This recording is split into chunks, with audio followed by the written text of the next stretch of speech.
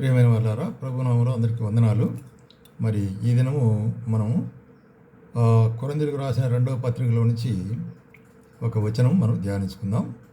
కొరింథీయులకు రాసిన 2వ పత్రిక 1వ అధ్యాయము వచనము 20వ వచనం చదువుకుందామండి. దేవుని వాగ్దానములు ఎన్ని ఉన్నను అన్నీ క్రీస్తునందు అవునన్నట్టుగానే ఉన్నవి గనుక మన ద్వారా దేవునికి మహిమ కలుగుటకై అవి ఆయన వలన నిశ్చయములైంటున్నవి అంటే స్థిరపరచబడి ఉంటున్నవి అనేటువంటి కార్యం. కాబట్టి దేవుని వాగ్దానములు అనేకములు ఉంటున్నవి. పరిశుద్ధ గ్రంథములో అనేక వాగ్దానాలు ఉంటున్నాయి.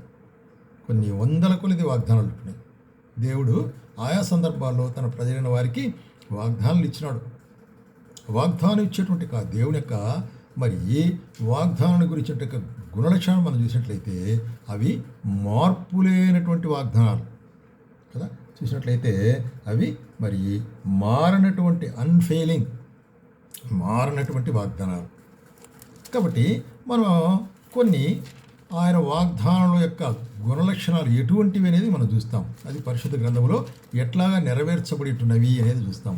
మొదటి రాజుల గ్రంథము పాత నిబంధనలో మొదటి రాజుల గ్రంథము 8వ అధ్యాయము 56వ వచనం 8వ అధ్యాయము 56వ వచనములో మనం గమనించినట్లయితే ఇక్కడ సొలొమోను దగ్గర దేవుడు మరి బయలుపరిచే కార్యం చూస్తాం. సొలొమోను ఏమంటాడంటే బలిపీఠం దగ్గర మరి మోకాల్లోని మహాశబ్దముతో ఇశ్రాయేలునందరినీ దీవించినాడు. అప్పుడు ఎట్లా దీవించినాడంటే, తాను చేసిన వాగ్దానం అంతటిని బట్టి ఇశ్రాయేలుకు తన జనులకు నెమ్మది దయచేసిన యెహోవాకు స్తోత్రము కలిగి ఉండునుగాక. కాబట్టి తాను చేసిన వాగ్దానమును బట్టి ఇశ్రాయేలుకు అందరికీ నెమ్మది కలుగు చేసింది. తన దాసుడైన మోషే ద్వారా ఆయన చేసిన శుభ వాగ్దానముల్లో ఒక మాటైనూ తప్పిపోయినది కాదు. కాబట్టి తన దాసుడైన మోషే ద్వారా చేయబడిన వాగ్దానం ఏంటి? మోషే ద్వారా చేయబడిన వాగ్దానం, ఇశ్రాయేలైన వారు ఐగుప్తు దేశంలో మరి దాస్యులుగా ఉండేటప్పుడు వారిని విడిపించి వారిని ఆ యొక్క వాగ్దాన దేశం పాలు తేనెలు ప్రవహించే కనాను దేశానికి నేను చేరుస్తానన్నాడు. ఆ విధంగా చేర్చినాడు. కాబట్టి ఆ యొక్క దేశాన్ని వాళ్ళు స్వతంత్రించుకున్నారు. కాబట్టి ఆయన చెప్పిన మాటలో మరి ఒక సున్నైన పొల్లైన కూడా తప్పిపోలేదు. ఆకాశం భూమి గతించును కానీ నా మాటలో ఒక సున్నైన పొల్లైన తప్పిపోదంటున్నాడు పరిశుద్ధుడు.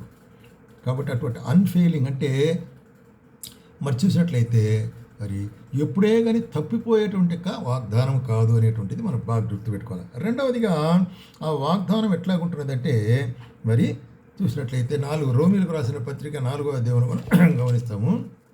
21వ వచనం, ఆ వాగ్దానమును దేవుని మహిమపరిచి ఆయన వాగ్దానం చేసిన దాన్ని నెరవేర్చుటకు సమర్థుడిని రూఢిగా విశ్వసించి విశ్వాసములను బలము పొందెను. ఇక్కడ మరి అబ్రహాము విషయం చెప్తున్నాడు. అబ్రహాముకు దేవుడు వాగ్దానం ఇచ్చినాడు, నీ సంతతిని ఈ యొక్క ఆకాశ నక్షత్రంలో విస్తరింపజేస్తానని చెప్పేసి. ఎప్పుడు? ఆయనకు మరి సంతతి లేనప్పుడు. ఆ వాగ్దానాన్ని చూసి నెరవేర్చడానికి సమర్థుడు. కాబట్టి ఆయన వాగ్దానంలో చేసినవాడు సమర్థుడు, లేక వాగ్దానం చేసినవాడు నమ్మదగినవాడు అనేది దేవుని వాక్యం. ఎందుకంటే ఆయన మరి మాట ఇచ్చి నెరవేర్చకుండానట్లు ఆయన మనుష్య మాత్రుడు కాదు. ఆయన మరి మాట ఇచ్చి తప్పక దాన్ని నెరవేర్చేవాడు అనేటువంటిది పరిశుద్ధ గ్రంథం మనకు రెండవదిగా బయలు. అంటే ఆయన వాగ్దానం ఆయన నెరవేర్చే శక్తివంతుడు అనేది. మూడవది మనం చూస్తున్నాము, ఆయన వాగ్దానం ఎటువంటిది అనేటప్పుడు మనం చదివాం కదా. ఇక్కడ కూడా 2 కొరింథీయులకు 1వ అధ్యాయం 20వ వచనంలో ఈ వాగ్దానములు నీవు క్రీస్తు యేసునందు మిళితమైనది. కాబట్టి వాగ్దానములన్నీ కూడా క్రీస్తు యేసు ద్వారా మనకు స్థిరపరచబడుచుంటున్నవి. ఆయన యందు అవును ఆమెన్ అంటున్నాడు. అంటే అట్లాగే జరుగునుగా కానీ కదా, క్రీస్తు యేసు ద్వారా. 4వదిగా మనం గమనించినట్లయితే ఈ వాగ్దానం ఎట్లా ఉంటుందంటే ఇది మరి చూసినట్లయితే ఇన్ఫినిట్ వాల్యూ, అంటే గొప్ప మరి విలువైనటువంటి అమూల్యమైనటువంటి వాగ్దానాలు అంటాడు పేతురు రాసేటప్పుడు. ఏమంటాడంటే దేవుని వాగ్దానం ఎటువంటి వాగ్దానం అంటే చూడండి, మరి 2 పేతురు 1వ అధ్యాయము 4వ వచనములో ఆ మహిమా గుణాతిశయమును బట్టి ఆయన మనకు అమూల్యమును అత్యధికమైన వాగ్దానమును అనుగ్రహించున్నాడు. దురాశను అనుసరించడం వలన లోకమందు భ్రష్టత్వం నుండి ఈ వాగ్దానాల ద్వారా మనము తప్పించుకొని నవీన స్వభావంలో పాలువారు పొందట్లు. కాబట్టి ఎటువంటి వాగ్దానాలంట? అమూల్యమైనటువంటి వాగ్దానం. కాబట్టి దేవుడు ఇచ్చినటువంటి వాగ్దానము అమూల్యమైనటువంటిది. అది అన్ఫెయిలింగ్ అనేటువంటి మొట్టమొదటిగా చూసాము. రెండవదిగా అది శక్తివంతుడు ఆయన చూసాము. మూడవదిగా అక్కడ చూస్తున్నాము యేసు క్రీస్తులో ఆయన నెరవేరుస్తాడని చూసినాము. నాలుగవదిగా అది అమూల్యమైనటువంటి విశేషమైన వాగ్దానాలు అనే కార్యం చూస్తాం. ఐదవదిగా మనం చూసినట్లయితే ఆ వాగ్దానములు స్థిరపరచబడినవి అంటున్నాడు. మరి యోహాను రాస్తూ యోహాను పత్రిక, మొదటి యోహాను పత్రిక 2వ అధ్యాయము 25వ వచనములో నిత్య జీవము కొరకైన వాగ్దానాలు అంటాడు. నిత్య జీవమును అనుగ్రహించున్నది తాను మనకు చేసిన వాగ్దానము. So that's final.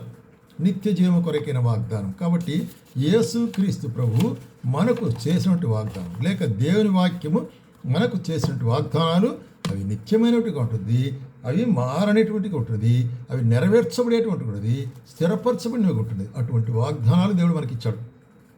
దాని విశేషంగా మనకు ఆయన మరి వాగ్దానాలు ఇచ్చింటున్నాడంటే మనుషుడు సాధారణంగా మరి నిరాదరణగా ఉండేటప్పుడు సందర్భం ఎటువంటిదంటే భయంతో కూడినటువంటిది. భయంతో ఉండేటప్పుడు ఒక మనుషుడికి మరి నిరాదరణ లేక ఇన్సెక్యూరిటీ అనేటువంటిది ఏర్పడుతుంది కదా. ఇన్సెక్యూరిటీ కదా. హెబ్రీయులకు రాసిన పత్రికలో మనం చూస్తున్నాము. మరి చూసినట్లయితే ఇక్కడ 2వ అధ్యాయంలో జీవితకాలమంతయు, హెబ్రీయులకు రాసిన పత్రిక 2వ అధ్యాయము 15వ వచనం, జీవితకాలమంతయు మరణ భయం చేత దాస్యమునకు లోబడిన వాడిని విడిపించుటకు ఆయన రక్తమాంసంలో పాలు. కాబట్టి మనుషుడు ఎట్లుంటాడంట? భయం, fear of death is there, fear of future is there, fear of health is there, fear of poverty is there, fear of so many things. Fear ప్రతి ఒక్క దానికి భయం. అది మనిషిని వెళ్ళేటువంటి కాదు. అందుకొరకే మనకు ప్రత్యేకంగా యేసు ప్రభు మరి తన యొక్క పరిశుద్ధ గ్రంథములు కొన్ని ముఖ్యమైన వాగ్దానాలు ఇచ్చినాడు. భయపడకుము అంటున్నాడు. ఏంటంటే భయపడకుము అంటున్నాడు అనమాట. భయపడదు. ఎందుకంటే ఎప్పుడు భయపడే మనిషిని చూసి ఆయన మనకిచ్చే వాగ్దానం ఏంటంటే భయపడకము అనేటువంటి ఎంత గొప్ప ఆదరణకరమైన వాగ్దానం అండి. మనం భయంలో ఉన్నప్పుడు, దిగుల్లో ఉన్నప్పుడు, మరి కింద ఎంతో డౌన్ అయినప్పుడు, మనం చూసినట్లు కృంగిపోయినప్పుడు భయపడకము నేను నీకు తోడుగా ఉంటున్నా అంటున్నాడు. ఎంత గొప్ప వాగ్దానం అండి ఇది. కాబట్టి ఆయన వాగ్దానంలో యేసుక్రీస్తులు అన్నీ కూడా అవును ఆమెన్ అనేటట్టు ఉంటున్నట్ట. కాబట్టి మరి కీర్తనకర్త ఏమిటంటే ఆయన వాగ్దానములు మనము విమోచించే వాగ్దానాలుగా ఉంటున్నవి. ఎటువంటివి? విమోచించే వాగ్దానాలు. చూడండి 34వ కీర్తన, రైట్, 34వ కీర్తనలో మనం గమనించినట్లయితే 19వ వచనములో ఏదో చూస్తున్నాం ఇక్కడ, నీతి ముందు కలుగు ఆపదలు అనేకములు, అయితే వాటన్నిటి నుండి యెహోవా అతన్ని విడిపించును. కాబట్టి అనేక ఆపదలు కలిగినప్పటికీ కూడా ఆయన విడిపిస్తాడు. కాబట్టి ఇది గొప్ప ఆదరణ మనకు. కాబట్టి మన శ్రమల్లో, మన కష్టాల్లో, ఇబ్బందుల్లో మనకు ఆయన ఇచ్చే వాగ్దానం ఏంటి? అన్ని శ్రమల్లో నిన్ను విడిపిస్తాను కదా. అందుకొరకే నీతిమంతులు వరపెట్టగా యెహోవా ఆలకించును, వారి శ్రమలన్నిటిలో ఉండి వారిని విడిపించును. కాబట్టి ఆయన విడిపించేటట్టు వాగ్దానం, విడిపించేవాడు మన శ్రమల్లో నుంచి. రెండవది మనం ఏం చూస్తున్నామంటే అదే 41వ కీర్తనలో మనం చూస్తున్నాము. చూడండి, యెహోవా వారిని కాపాడి బ్రతికించును, భూమి మీద వాడు ధన్యుడగును. ఎవరు? మరి బీదలను కటాక్షించువాడు. యెహోవా అతన్ని కాపాడును. అంత మాత్రం కాకుండా రోగశయ్య మీద వారిని యెహోవా ఆదరించును, రోగము కలుగా నీవే వారిని స్వస్థపరచుదువు. కాబట్టి స్వస్థపరచువాడని నేనే అంటాడు. నేనే స్వస్థపరచువాడను, భయపడకము, దిగులు పడకము, నేను స్వస్థపరచు యెహోవాను అంటున్నాడు కదా. మన వ్యాధి బాధలు అన్నిటి నుంచి కూడా ఆయన స్వస్థపరిచేవాడుగా ఉంటున్నాడు. నేను యెహోవాను, నేను స్వస్థపరచు దేవుణ్ణి అనేటువంటి వాగ్దానం కూడా ఎంత గొప్పదైన వాగ్దానం ఉంటుంది. అట్లాగే ఆయన మనం ఆదరించే వాగ్దానం. చూడండి ఎన్ని సందర్భాల్లో మనం ఆయన ఆదరిస్తున్నాడంటే 43వ అధ్యాయము 2వ వచనం యెషయా గ్రంథం ఏమంటున్నాడు? ఇశ్రాయేలు నిన్ను నిర్మించినవాడు ఇలాగ సెలవిస్తున్నాడు, నిన్ను విమోచించున్నవాడు మరి ఇలాగ సెలవిస్తున్నాడు, భయపడకము, పేరు పెట్టి నిన్ను పిలిచి ఉంటున్నాడు. కాబట్టి దేవుడు నిన్ను నన్ను గురించి చెప్పే కార్యం ఏంటంటే భయపడకము, పేరు పెట్టి నిన్ను పిలిచుంటున్నాడు. మన పేరు తెలుసు ఆయనకు, మన యొక్క గతము తెలుసు, మన యొక్క పరిస్థితి వర్తమానం తెలుసు, మన ఫ్యూచర్ తెలుసు ఆయనకు. ఆయన దేవుడు. కాబట్టి భయపడకము, నేను నిన్ను పేరు పెట్టి పిలిచుంటున్నాను. కాబట్టి పేరు పెట్టి ఆయన పిలిచినాడు ఆయన. కాబట్టి మన పేరు ఆయన ఎరిగిన వాడు ఉంటాడు. చెప్పాలంటే మీ తల వెంట్రుకలన్నీ నేను మరి లెక్కించిన అని చెప్పేటప్పుడు మన పేరు తెలిసేది గొప్పనా? ఇటువంటి గొప్ప దేవుడు మరి ఏమంటాడు ఇక్కడ, నీవు జలములలో బడి దాటినప్పుడు, జలములు లేక సముద్రము లేక వరదలు లేక నదులు అంటే ప్రవాహం వంటి ఆపదల్లో నీవు నడిచినప్పుడు నేను నీకు తోడుగా ఉంటాను అంటున్నాడు. నేను నీకు తోడుగా ఉంటాడు. ఎంత గొప్ప వాగ్దానం అండి. అట్లాగే అగ్ని మధ్యన నడిచినప్పుడు నువ్వు కాలిపోతాడు కదా, అగ్ని మధ్య నడిచినప్పుడు నీవు కాలిపోవు. కాబట్టి దేవుడైన యెహోవా ఇచ్చిన వాగ్దానము మరి షడ్రక్ మెషక్ అబేద్నెగో అనే వారు మరి దానియేలు గ్రంథంలో చూస్తున్నాం. అక్కడ చూసినట్లయితే నెబుకద్నెజరు బహుగా కోపగించి వారిని అగ్నిగుండంలో పడివేస్తాడు. అప్పుడు వాళ్ళు చెప్పినారు, నీవు చేసిన ప్రతిమకు మేము మొక్కం, ఆ విగ్రహానికి మేము మొక్కం, నువ్వు ఏమైనా చేసుకో అంటే ఎత్తి బగబగమండి అగ్నిగుండంలో పడివేయని చెప్పినాడు. భయంకరంగా కాలుతుంది. దాంట్లో వేసిన వాళ్ళు చచ్చిపోయినారు ఆ శాఖకు తట్టుకోలేక. అయితే వీళ్ళైతే కూల్గా దాంట్లో నడుస్తుంటున్నారు. ఎవరు? షడ్రక్ మెషక్ అబేద్నెగో వారు ముగ్గురు ప్లస్ ఇంకొకరు. అప్పుడు నెబుకద్నెజరు అంటాడు, ఎవరు నువ్వు? ముగ్గురే కదా మనం వేసింది, నాలుగోరు ఎవరు అంటున్నారు. అప్పుడు బయటికి రమ్మని చెప్పినప్పుడు దేవుడు తన దూతను పంపించి వారిని భద్రపరిచినాడు. అది కాబట్టి అగ్ని మధ్యను నడిచినను నీవు జ్వాలను కాలువు అంటున్నాడు. కాబట్టి నీవు మరి భయపడకము అనేటువంటి కార్యము చాలా ప్రాముఖ్యమైనది. అందుకొరకే ఏం చెప్తాడంటే హెబ్రీయులకు రాసిన పత్రికలు కూడా 13వ అధ్యాయంలో మనకి ఏ వాగ్దానం ఇస్తుంటున్నాడు ఇక్కడ చూస్తున్నాం చూడండి. నిన్ను ఏమాత్రము విడువను, నిన్ను ఎడబాయను అని ఆయనే చెప్పిన కదా. కాబట్టి ప్రభువు నాకు సహాయకుడు, నేను ఎవరికి భయపడుతున్నాను. నరమాత్రుడికి నేను ఎందుకు భయపడాలా? ఆయనే నాకు సహాయకుడు. ఎందుకంటే యేసుక్రీస్తు నిన్న నేడు నిరంతరము ఏకరీతిగా ఉంటున్నాడు. కాబట్టి ఆయన వాగ్దానం ఇచ్చి నెరవేర్చే దేవుడు ఉంటున్నాడు. కాబట్టి ఆయన వాగ్దానములు అన్ఫెయిలింగ్ ప్రామిసెస్ కదా, అటు చూస్తున్నాం. అట్లాగే మరి ఆయన ఇచ్చిన వాగ్దానాలు ఎట్లుంటున్నాయంటే చూడు, రోమీయులకు రాసిన పత్రికలు చెప్తాడు, ఆయన వాగ్దానం ద్వారా మనలను పిలిచి ఉంటున్నాడు. చూడండి, రోమీయులకు రాసిన పత్రికలో 8వ అధ్యాయంలో ఏమంటాడు ఇక్కడ 26వ వచనములో. రైట్ 8వ అధ్యాయము రోమీయులకు 28వ వచనం చదువుతాను. దేవుని ప్రేమించు వారికి అనగా ఆయన సంకల్పం చొప్పున పిలువబడిన వారికి మేలు కలుగుటకై సమస్తము సమకూడి జరుగుతున్నది. కాబట్టి ఆయన నామములో విశ్వాసం ఇచ్చిన వారు, ఆయన నామములో పిలువబడిన వారు, ఆయన నామములో భయభక్తి కలిగిన వారు, ఆయనందు విశ్వాసం ఇచ్చిన వారికి మరి ఏం చేస్తాడు? ఏ మేలు కొదవ ఉండదని కీర్తనకర్త చెప్పినాడు. అట్లాగే ఇక్కడ అన్నీ కూడా సమకూడి జరుగుతాయి అంటాడు. అది కష్టమో, ఇబ్బందో, నష్టమో, వ్యాధో, బాధో, బలహీనత ఏదైనా కానీ వాటన్నిటిని కూడా ఆయన సెర్చ్ చేసి ఆశీర్వాదం కొరకే ఆయన ఉంచుతాడు. ఎంత గొప్ప ఆశీర్వాదం అండి, ఎంత గొప్ప మరి వాగ్దానం మనకు ఉంటుంది. కాబట్టి ఈ భయము అనేటువంటి భయపడకము నేను అనేటువంటి వాగ్దానము మరి దగ్గర మరి 365 కంటే ఎక్కువగా ఉంటుంది. అంటే దినదినం ఒక్కొక్క దినానికి ఒకటి, దినదినం మనకు కలిగే భయం నుంచి ఆయన మనను విడిపించేవాడు ఉంటున్నాడు. అందుకొరకు ఇక్కడ చూసినట్లయితే మరి అన్ని విషయాల్లో మేలు జరుగుటకై ఆయన మనల్ని సమకూర్చి నడిపిస్తున్నాడు. కాబట్టి ప్రియమైన వాళ్ళారా, మనం గమనించే కార్యం ఏంటంటే ఇక్కడ ఆయన యొక్క ఫెలోషిప్ లేక ఆయన యొక్క ఐక్యతలో కూడా మనకు ఏముంటున్నది? వాగ్దానం ఇచ్చుంటున్నాడు. చూడండి, పేతురు రాస్తూ ఏమంటాడు 4వ అధ్యాయం 12వ వచనంలో, 1 పేతురు 4వ అధ్యాయము 12-13 వచనాలు ఏం చెప్తున్నాడు ఇక్కడ? రైట్ 12-13 వచనాలు చూసినట్లయితే, ప్రభువు కన్నులు నీతిమంతుల మీదను ఆయన చెవులు వారి ప్రార్థనల వైపున ఉన్నవి కానీ ప్రభువు ముఖము కీడు చేయ వారికి విరోధముగా ఉన్నది. కాబట్టి ప్రభు కన్నులు నీతిమంతుల మీద ఉంటుంది. నా కొరకే నీతిగా జీవిస్తున్నాడే ఈ యొక్క మనుషుడు,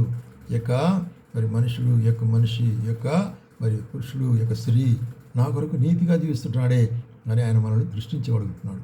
అయితే ఆయన మన ప్రార్థనల వైపు ఆయన చెవులు ఎక్కింటున్నాడంట. అంటే మనం ప్రార్థించినప్పుడు ఆయన విని దానికి జవాబు అనుగ్రహించగలుగుతున్నాడు. మీరు ఒకవేళ నీతి నిమిత్తం శ్రమపడితే నువ్వు ధన్యుడు. కాబట్టి భయపడాల్సిన పని లేదు. ఎందుకంటే ఆయన యందు మనము భయభక్తులు కలిగి జీవించినట్టయితే ఆయనతో కూడా మనము ఉంటున్నాము అంటున్నాడు. అట్లాగే ఆఖరి డెలివరెన్స్ అంటే ఫైనల్గా మనము ఎట్లాగా విమోచించబడతాము అనేటువంటిది ప్రకటన గ్రంథము 21వ అధ్యాయంలో ఇచ్చిన వాగ్దానం ఏంటంటే చూడండి, చూస్తున్నాం ఇక్కడ 21వ అధ్యాయం 4వ వచనంలో ఇక్కడ ఏమంటాడు? ఆయన వారి కన్నుల ప్రతి బాష్ప బిందువును తుడిచివేయును, మరణం ఇక ఉండదు, దుఃఖమైనను ఏడుపైనను ఇక ఉండదు, అన్నీ గతించిపోయి సింహాసనం నుండి వచ్చిన గొప్ప స్వరం వింటిని. కాబట్టి మరణము, దుఃఖము, వ్యాధి ఉండదు. ఎక్కడ? పరమ యెరూషలేములో, ఆ పరలోకములో ఆయనతో కూడా ఒక దినం మనం ఉంటాం. ఇది గొప్ప వాగ్దానం. ఈ వాగ్దానాన్ని మనం చేపట్టిన వారమై మన యొక్క ఆత్మీయ జీవితాల్లో మనం ఎట్లా పోవాలా? ముందుకు సాగవలసిన వారు ఉంటున్నాం.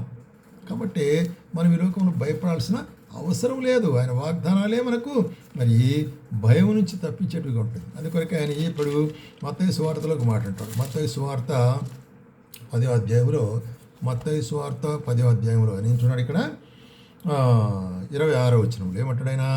కాబట్టి మీరు వారికి భయపడకుడి, మరుగైనది ఏదియు బయలుపరచబడకపోదు, రహస్యమైనది ఏదియు తెలియబడకపోదు. కాబట్టి మీకు విరోధముగా మరి వచ్చేటువంటి వారి గురించి మీరు భయపడాల్సిన అవసరం లేదు అంటాడు. రెండవదిగా ఏమంటాడు? మరియు ఆత్మను చంపనేరక దేహమునే చంపువారికి భయపడకుడి. కాబట్టి ఒక మనుషుడు ఏం చేయగలడు? మహా అంటే చంపేయగలడు అంతే. ఏది? శరీరాన్ని. దేవుడు అనుగ్రహించిన ఆత్మను ఏం చేయలేడు. కాబట్టి ఇక ఆత్మ దేవుని హస్తంలో ఉంటుంది. మన యొక్క జీవం ఎక్కడ ఉంటుంది? క్రీస్తు యేసునందు దాచబడి ఉంటున్నది అంటున్నాడు ఎఫెసీయులకు రాసిన పత్రిక 4వ అధ్యాయంలో గమనించినట్లయితే. కాబట్టి క్రీస్తు యేసునందు దాచబడి ఉంటున్నది, ఆయన హస్తంలో ఉంటున్నాం మనం. కాబట్టి ఏమంటాడు ఇక్కడ? అటువంటి వారికి మరి భయపడద్దు. కారణం ఏంటంటే 31వ వచనంలో కూడా ఏమంటారు? మీ తల వెంట్రుకలన్నీ లెక్కింపబడిన అంటాడు. ఎంత గొప్ప ఆశ్చర్యమైన కార్యం, అద్భుతమైన కార్యం ఇది. తల వెంట్రుకలు లెక్కించాడంట. మీరు భయపడుకుడి, మీరు మరి మీ తల వెంట్రుకలన్నీ కూడా లెక్కించబడి ఉంటున్నవి అంటాడు. అట్లాగే మరి చూసినట్లయితే మీరు అనేకమైన పిచ్చుకల కంటే శ్రేష్ఠులు. కాబట్టి మనుషులు ఎదుట నన్ను ఒప్పుకున్నవాడు తండ్రి ఎదుట నేను వారిని ఒప్పుకుందాను. కాబట్టి మనం ఆయన ఒప్పుకోవాలి, మనం ఆయన గురించి మనం సాక్ష్యం చెప్పాలి. అప్పుడే ఆయన వాగ్దానాలను మనల్ని బలపరుస్తాడు. అందుకొరకే ఇక్కడ ఏమంటాడంటే కొరింథీయులకు రాసిన పత్రికలో మనం గమనించేటువంటి కార్యం ఏంటంటే ఆయన మనకు వాగ్దానం ఇచ్చి నెరవేర్చాడు. ఆ వాగ్దానాలన్నీ కూడా యేసుక్రీస్తులో అవును ఆమెన్ అని అంటున్నాడు. ఆమెన్ అంటే అర్థం ఏంటి? అక్కడ అట్లాగే జరుగునుగాక అనేటువంటి కార్యం అన్నమాట. కాబట్టి ఇక్కడ ఏమంటున్నాడు చూడండి, మళ్ళీ చదువుతాను. 2 కొరింథీయులకు 1వ అధ్యాయం 20వ వచనం. దేవుని వాగ్దానంలో ఎన్ని అవన్నీ క్రీస్తునందు అవునున్నట్టుగానే ఉన్నవి కనుక మనం ద్వారా దేవునికి మహిమ కలుగుటకై ఆయన వలన నిశ్చయములైనవి. మీతో కూడా క్రీస్తునందు నిలిచి ఉన్నట్లుగా మమ్మల్ని స్థిరపరిచి అభిషేకించిన దేవుడే మాట చెప్తున్నాడు. కాబట్టి నిశ్చలమైన వాగ్దానములు, మార్పు లేని వాగ్దానం, చేయదగినవాడు, నమ్మదగినవాడు, వాగ్దానం ఇచ్చి నెరవేర్చే దేవుడు. ఆయన ఏం చెప్తున్నాడు? అన్ని వాగ్దానాలు మన కొరకై. కాబట్టి ప్రియమైన వాళ్ళారా, మనం ఒక్కొక్క సంవత్సరం కొరకై ఒక వాగ్దానం తీసుకుని ప్రార్థన పూర్వకంగా దాని గురించి ప్రార్థిస్తాం. అట్లా కాదు, దినదినం ఒక వాగ్దానం తీసుకోవచ్చు. దినదినం ఒక వాగ్దానం తీసుకొని, ప్రభువా ఈ వాగ్దానాన్ని నాకు ఈ దినం నెరవేర్చు, ఈ వాగ్దానాన్ని నాకు సహాయం చేయి, ఈ వాగ్దానం ద్వారా నన్ను బలపరచు అని ఆయన వాక్యములు. ఎందుకంటే ఎవరైతే ఆయన విశ్వసిస్తారో ఆయన అన్ని వాగ్దానాలు కూడా అటువంటి వారికి అక్కడ వారి యొక్క మరి క్రీస్తునందు అవన్నీ కూడా జరిగేట్టుగా ఉంటున్నాయి. కాబట్టి ఆయన వాగ్దానం ఇచ్చి నెరవేర్చే దేవుడు, మాట తప్పని దేవుడు, మార్పు లేని దేవుడు. కాబట్టి ఆయన వాగ్దానములు నిశ్చలమైనవిగా ఉంటున్నది. ఆయన ఇచ్చిన వాగ్దానాలు నెరవేర్చబడినవి ఉంటుంది. ఆయన ఇచ్చేటువంటి ఫైనల్ వాగ్దానం ఏంటి? ఒక దినమున మీరు నాతో కూడా ఉంటారు, పరలోకములో ఉంటారు. అక్కడ ఏడుపు, కన్నీరు, దుఃఖం ఏది ఉండదు. అది చూసినట్టయితే నిత్యమైనట్టు వాగ్దానం అది. ఆ వాగ్దానం కొరకే మనము కాచుకుని ఉంటున్నాం. ఆ వాగ్దానం కొరకే మనము వేచి ఉంటున్నాం. వాగ్దానం కొరకే మనము నిరీక్షించుంటున్నాం. వాగ్దానం కొరకే మనము నడుచుకుంటున్నాం. ఆ వాగ్దానంలో ప్రభు మనలను బలపరచునుగాక.